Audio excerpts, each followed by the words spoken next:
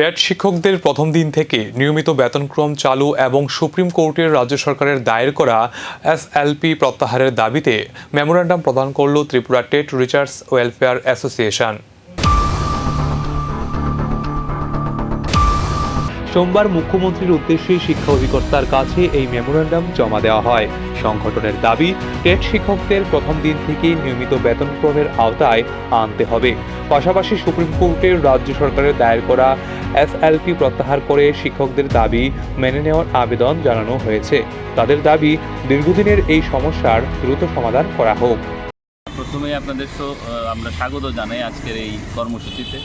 Tripura TET teachers welfare association বরাবরই রাজ্যের শিক্ষক কর্মচারীর স্বার্থে অনেক দিন আগের থেকে যে ধারাবাহিক লড়াই, যে প্রথম দিন থেকে নিয়মিত বেতনক্রম দিতে হবে, এই দাবিতে আজও বহাল।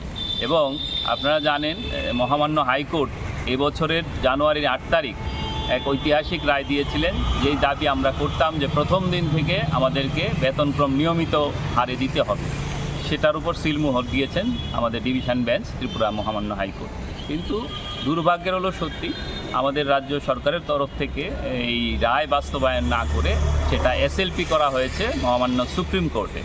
আমরা আজকে মাননীয় শিক্ষা অধিকর্তার কাছে এসেছি এই কারণে যে ওনার মাধ্যমে আমাদের প্রিয় রাজ্যের মুখ্যমন্ত্রী শ্রদ্ধেয় ডক্টর প্রফেসর মানিক সাহাজির কাছে আমরা অনুরোধ রাখব যে অতি সত্বর এসএলপি যেন প্রত্যাহার করা হয় এবং ত্রিপুরাতে সমস্ত শিক্ষক শিক্ষিকা যারা টেট দ্বারা নিযুক্ত হয়েছেন পরীক্ষা দিয়ে, তাদের প্রত্যেককেই প্রথম দিন থেকে নিয়মিত বেতনক্রম প্রদান করা হয়। এটাই আমাদের মূল দাবি। তার সঙ্গে আপনারা জানেন রাজ্যে ব্যুরো রিপোর্ট, এশিয়ান টাইমস।